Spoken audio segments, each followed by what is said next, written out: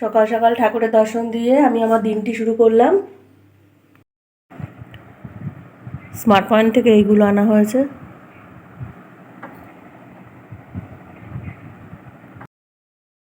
সকাল সকাল চা নিয়ে বসেছি। গুড মর্নিং বন্ধুরা, তোমরা সবাই কেমন আছো? আশা করি খুব ভালো আছো। আমি তো বেশ ভালো আছি।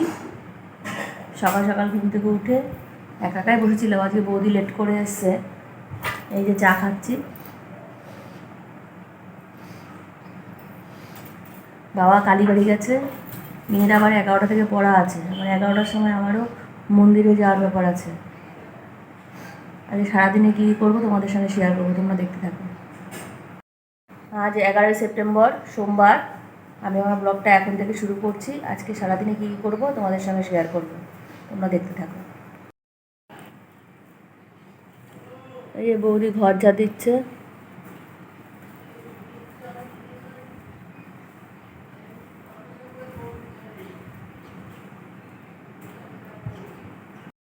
এই যে রেডি হয়ে গেছে, আমি মন্দিরে যাব, মেয়ে পড়তে যাবে কলেজের ওখানে। এই কৃষ্ণাদির বাড়ির মন্দির।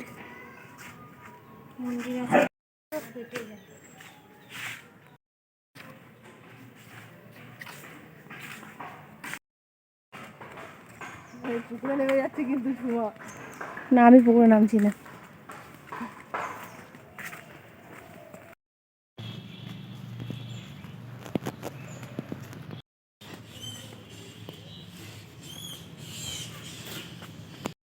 এই দেখো ঘন সোনা এসছে আমাদের বাড়ি। তোমাকে ক্যাডবেরি কে দিয়েছে? উঠে ধর, ক্যাডবেরি কে দিয়েছে? মামনি। মামনি দিয়েছে? একটা আবৃত্তি শোনাও না, কবিতা শোনাও। একটু পরে শোনাচ্ছি। দিদিভাই কোথায় গেছে? দিদিভাই ছাদে আছে। ছাদে না, কলেজে গেছে। তাই? তুমি কাদের বাড়ি এসছো? মামনির বাড়িতে এসছো? এই যে মন্দির থেকে এখন বাড়ি আসলাম, একটু মাছ নিয়ে আসলাম। এই খামে সিঁদুরটা গলে যাচ্ছে। ঘন এসছে আমাদের বাড়িতে। তুমি কি নিয়ে আসছো? মাছের ঝাল। এই যে ঝাল।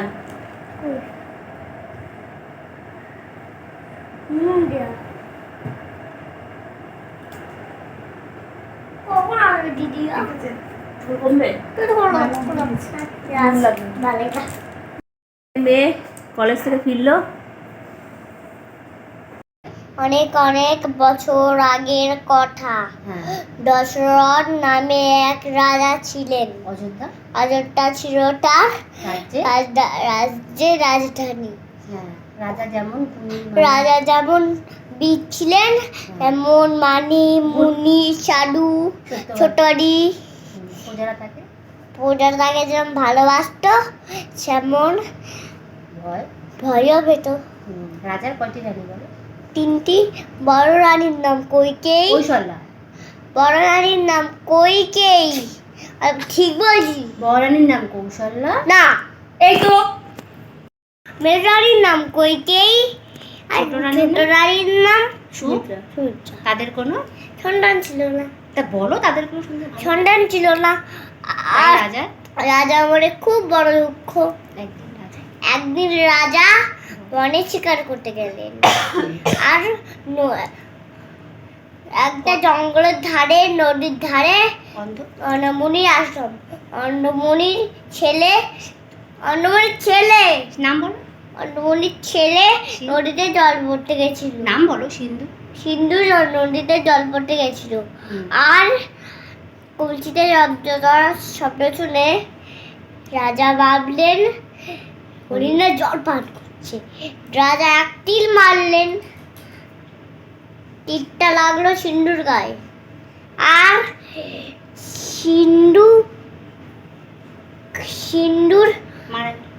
সিন্ধু মারা গেল। অন্নমণি জেগে দাঁড়াই অভিযান দিলে।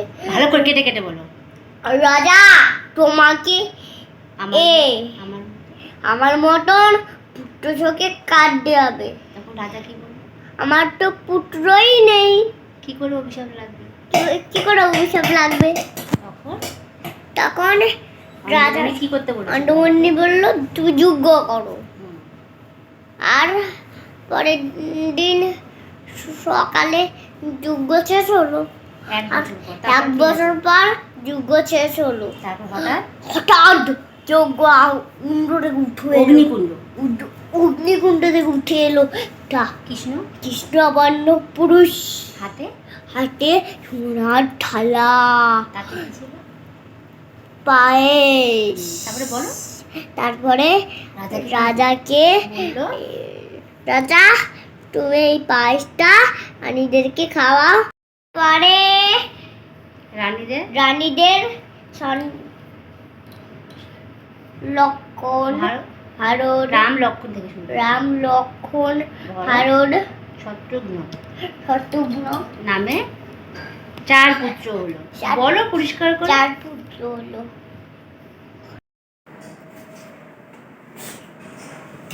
এই যে বিচ্ছু,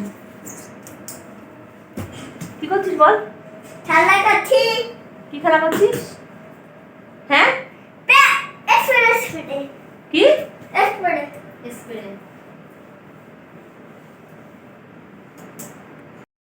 ভেবেছিলাম বেরোবো না, আবার রেডি হয়ে গেলাম। যেহেতু তোমাদের দাদার ফোন খারাপ হয়ে গেছে, সেটা সারাই করতে দিয়েছি স্টেশনে। দেখি ফোনটা কত দূর কী হচ্ছে। ফোন ছাড়া তো এখনকার দুনিয়া সব অচল। মেয়ের ফোনটা নিয়ে গেছে তোমাদের দাদাভাই। মেয়ের এখন ফোন ছাড়া হচ্ছে না।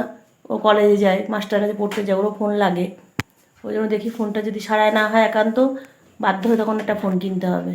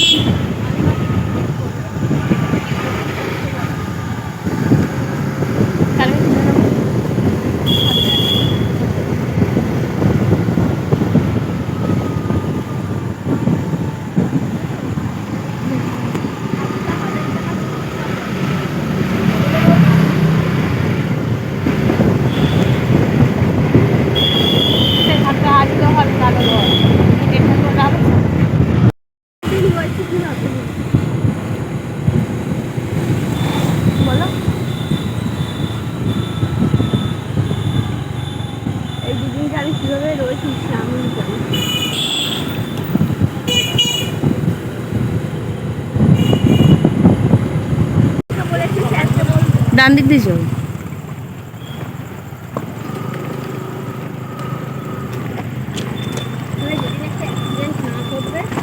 সেদিনকে কারোর শান্তি হবে।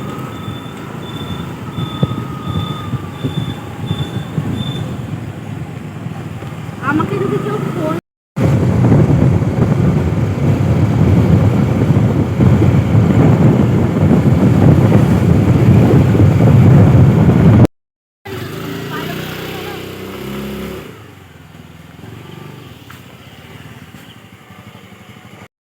স্টেশনে তখন গেছিলাম মোবাইলে সারাই করার জন্য, কিন্তু মোবাইল সারাই করা হয়নি। বললো আরও 2 দিন সময় লাগবে। এখন আদৌ ঠিক হবে কিনা সেটা বলতে পারছে না।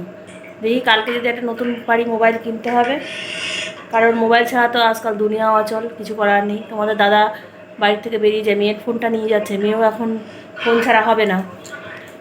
বাড়ি এসে বাবারকে খেতে দিলাম, খেতে টেতে দিয়ে তারপরে নিজেদের জন্য রান্না করলাম। ভাত করলাম, একটু ম্যারিনেট করে মশলা মাখিয়ে মাছটা ভাজলাম। দুপুরে তো হয়েছিল, তোমাদের বলিনি, চিংড়ি মাছ দিয়ে গাটি দিয়ে আলু দিয়ে তরকারি হয়েছিল, মাছ ভাজা হয়েছিল, উচ্ছে আলু ভাজা হয়েছিল, আর আগের দিনের মুগ ডাল ছিল, সেই মুগ ডাল সে মানে শুকিয়ে রেখেছিল, তাই দিয়ে হয়ে গেছে। আমি শুধু মাছ ভাজা দিয়ে ভাত খেয়েছি, এখনও মাছ ভাজা দিয়ে ভাত খাবো। একটু আলু সেদ্ধ দিয়ে দিয়েছি, তাই দিয়ে খেয়ে নেবো। আর তেলাপিয়া মাছের ঝোল আছে, তাই দিয়ে সব হবে রাতের খাওয়া দাওয়া। গুড মর্নিং বন্ধুরা, তোমরা সবাই কেমন আছো? আশা করি খুব ভালো আছো। আমি গতকালের ভিডিওটা শেষ করতে পারিনি। যাই হোক, ভিডিওটা এই পর্যন্ত থাকলো। সবাই ভালো থেকো, সুস্থ থেকো। দেখা হচ্ছে নতুন একটা ব্লগের সঙ্গে।